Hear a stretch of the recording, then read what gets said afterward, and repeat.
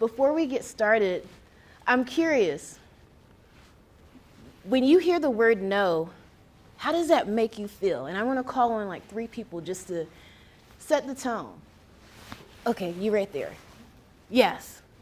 Well, I think at this, my name is Adiela. I am a class of 2022 scholar, and I attend Emory University in Atlanta, Georgia. So I think that when earlier in my college career, no would make me nervous, but now I think it's just a part of life, and it just means that you have to keep going, and there are more opportunities out there. You just have to keep trying and maybe refine your approach. So I think I've learned that you can't take no for an answer because you have to keep going. Love it. Thank you for sharing that. Thank you. All right, you right here. Hi, my name's Isabel. I go to Loyola University in Chicago. I'm a part of the class of 2024.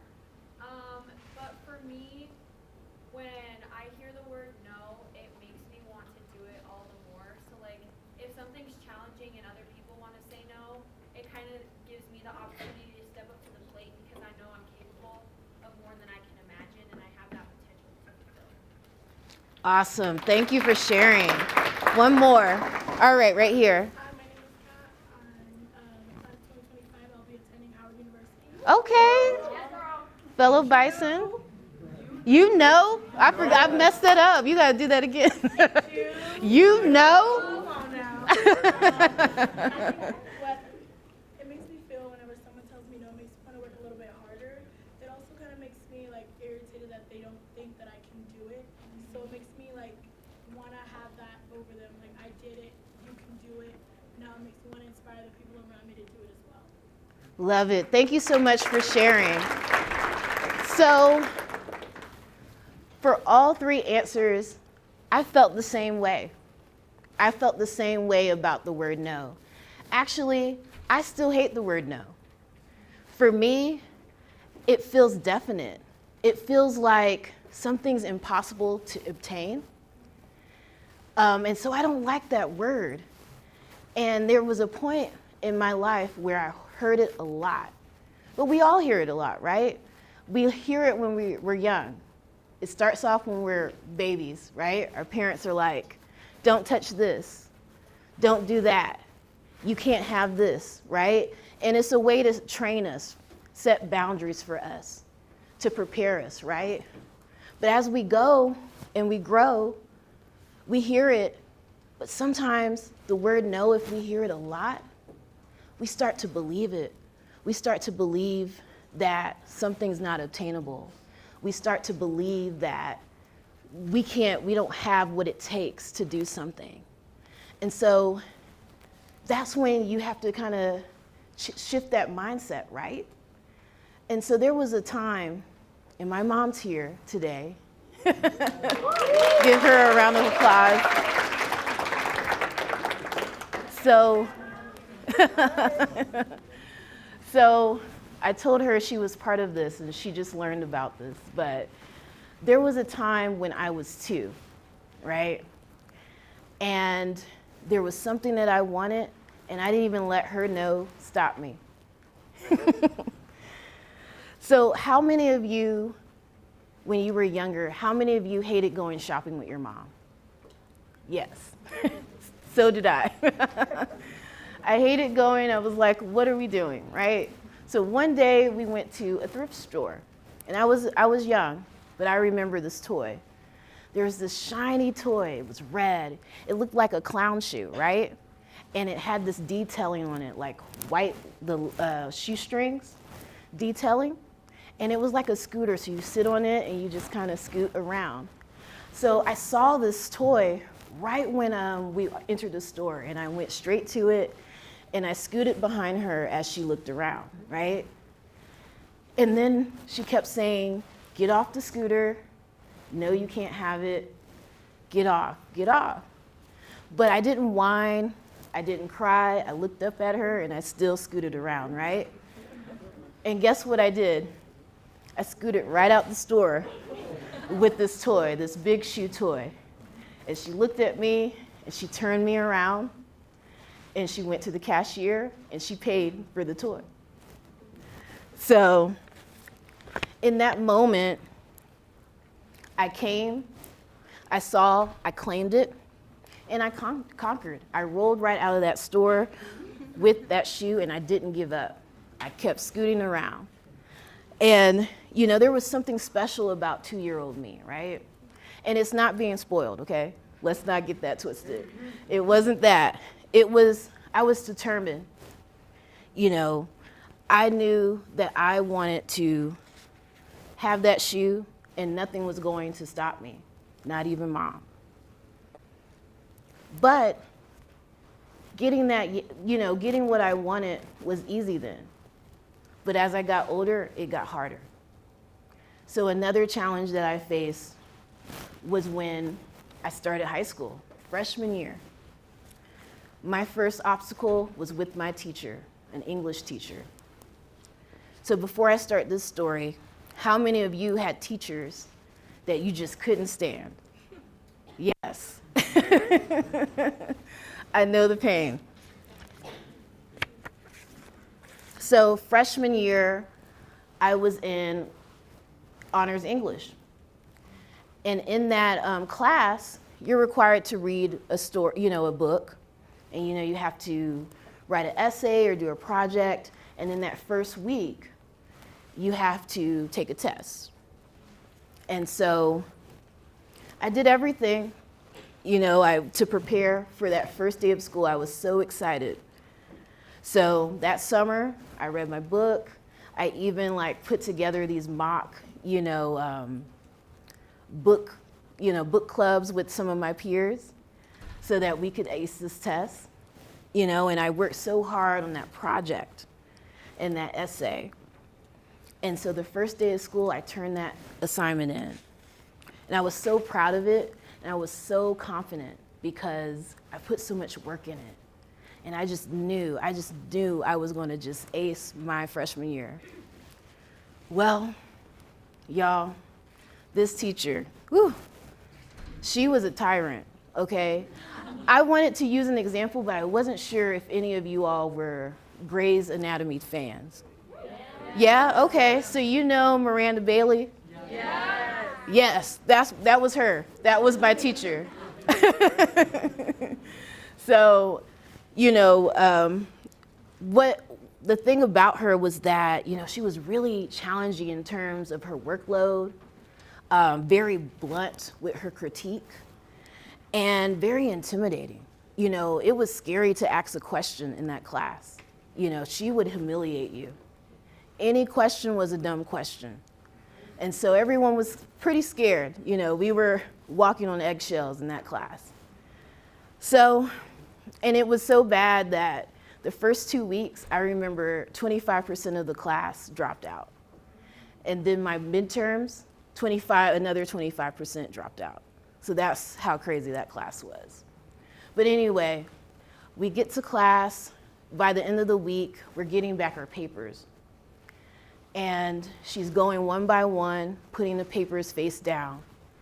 And I'm just so nervous. I'm like, okay, I'm getting mine. But as she's getting near to me, I started hearing people cry. They were sobbing. They were gasp. And I was like, oh no. But I was like, I'm confident in what I did, so I got this.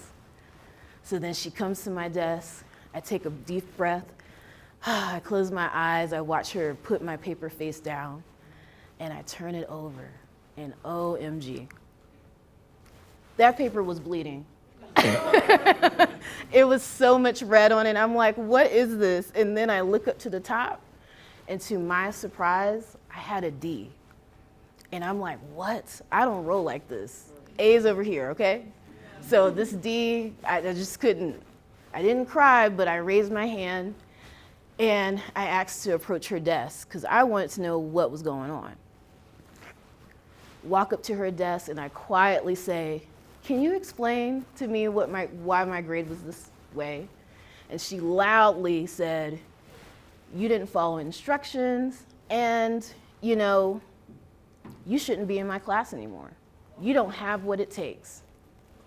Out loud in front of everyone. And for me, that was humiliating.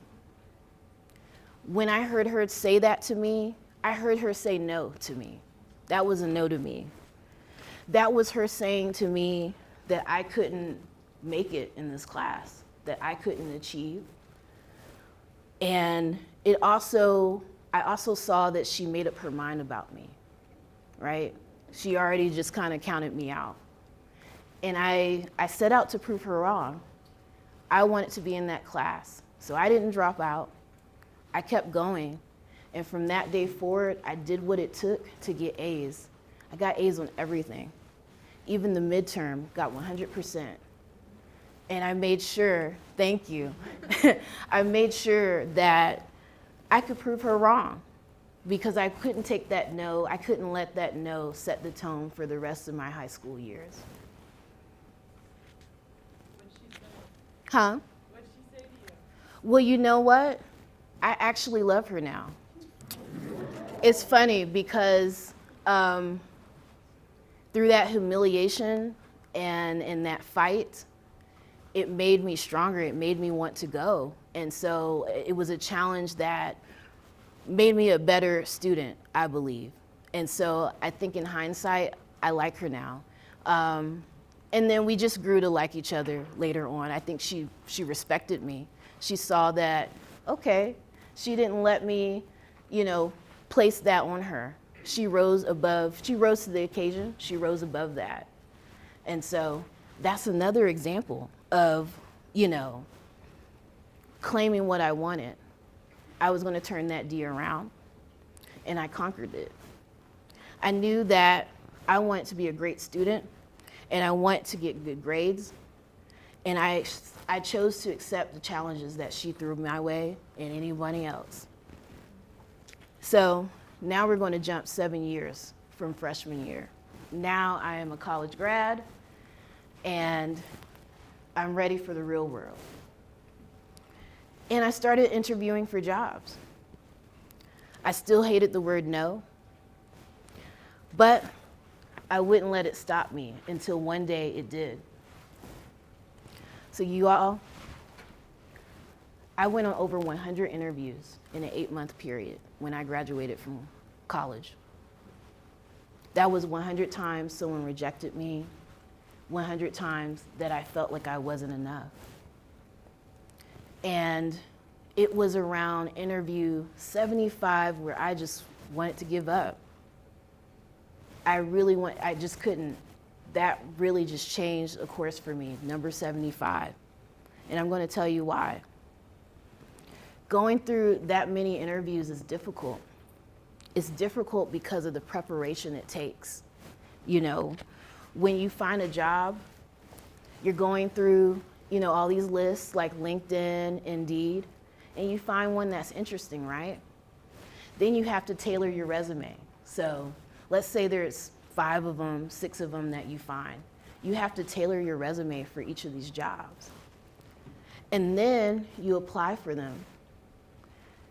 And when you apply, I call these systems, I call them the black holes, right? Because it's an algorithm that ultimately sometimes chooses your fate.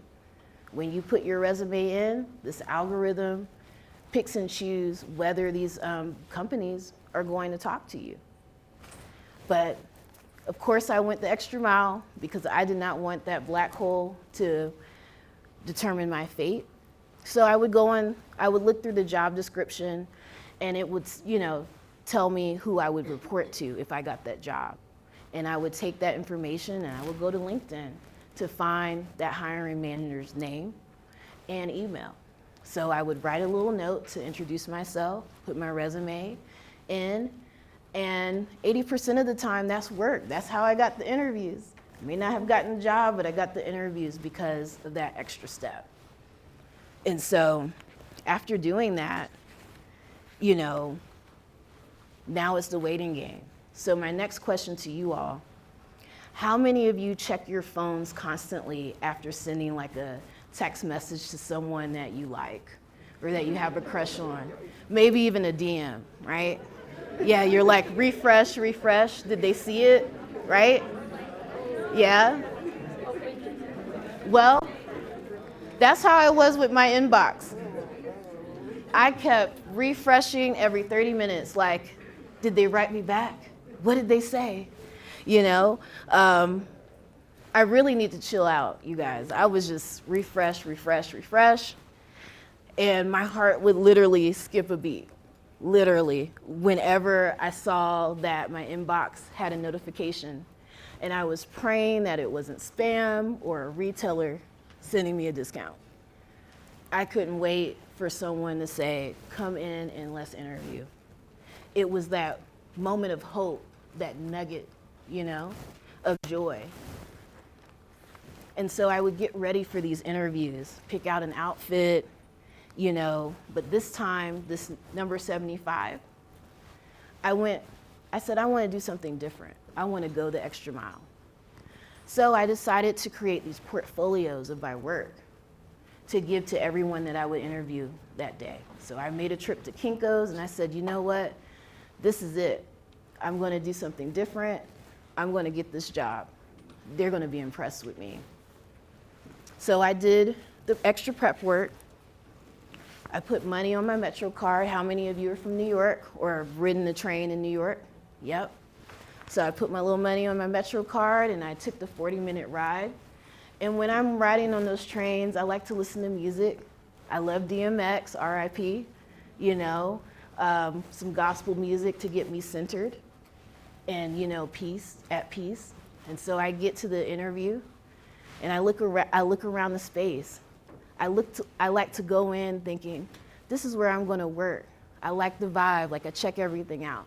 I check out how the people that work there, how they're dressed. I check out, you know, the decor, what type of magazines are on the table, and even potentially my competition, right?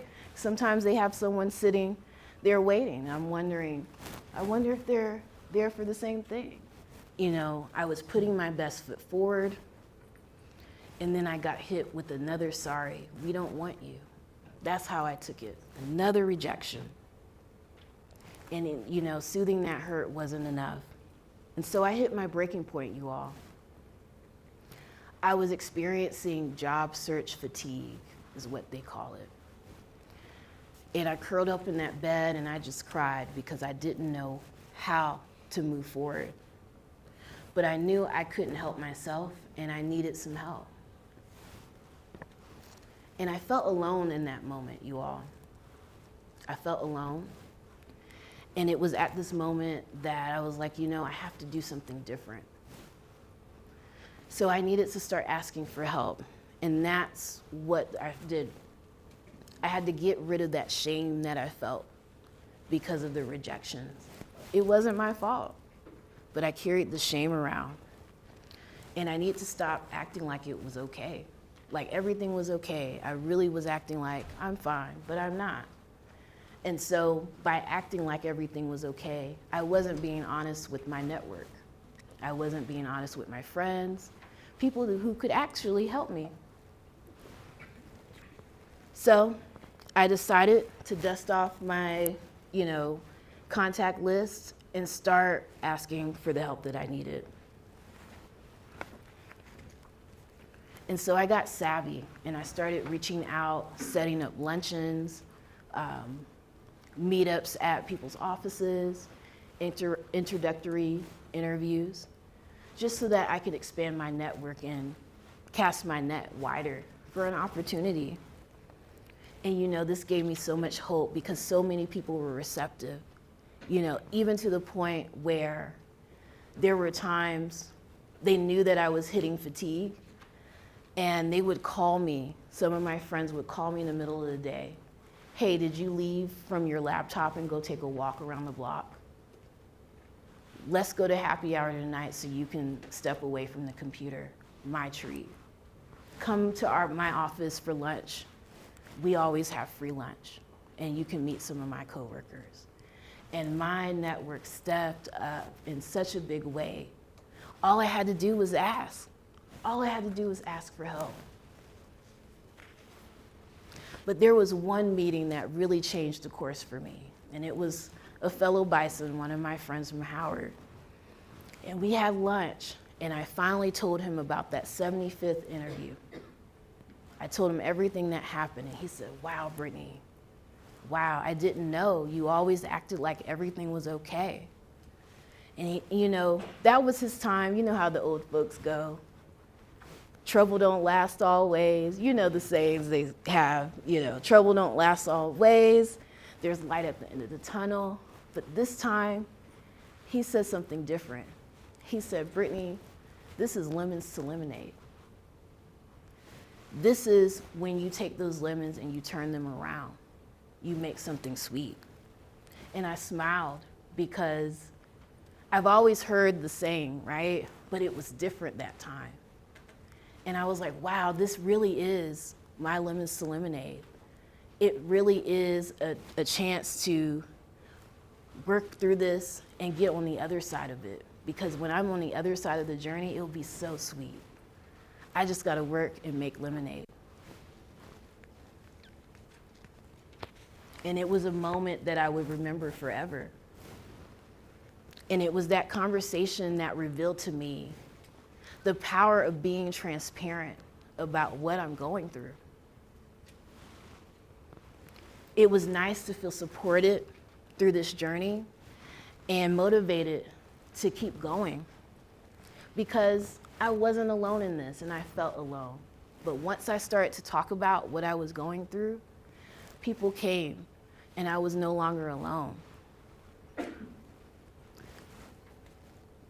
And I needed to feel empowered in this moment because that moment was a chapter in the story of Brittney, right? And it didn't define me. And none of us are alone, you all. If you look to your left and you look to your right, someone in this room has a story. You have a story that's relatable, that's empowering, that's encouraging. Someone's going through something, and if you just share what you're going through, you can help each other. There's also people back home where you're from who need to hear from you, need to hear your story. They need to know how you became a Greenhouse Scholar. You know, it's in that story, that experience of the 100 interviews, it's why I started something called Lemons to Lemonade. And so Lemons to Lemonade is a career entrepreneurial platform with content and events to help people navigate some of their life's lemons. And it started because I let go of that shame. 2 years after that experience, I felt comfortable writing about it. I was empowered to write about that story on LinkedIn. I have received 45,000 views on that post. And it was from that post that a community was built. I didn't realize so many people were going through the same thing. I would have never known if I didn't share it. And from there, we built this community. I've been so empowered by the people who have been a part of Lemons to Lemonade. We've built businesses together. We've gotten jobs together. We found support with one another. I never knew that my story would inspire so many people. And that community continues to inspire me to this day. And so there are obstacles, you all, obstacles that come our way. And this is what I call life's lemons. They come our way often. But it's what you do with them. It's what you do with those lemons that make the difference. You can see them on your path. You can kick them. You can ignore them. But they're there. They're not going anywhere. Pick them up. Take it on head on. Use that lemon. Turn it, make it an ingredient, and make that sweet lemonade. Each lemon that comes your way is a lesson learned and another opportunity to make something so sweet. Thank you.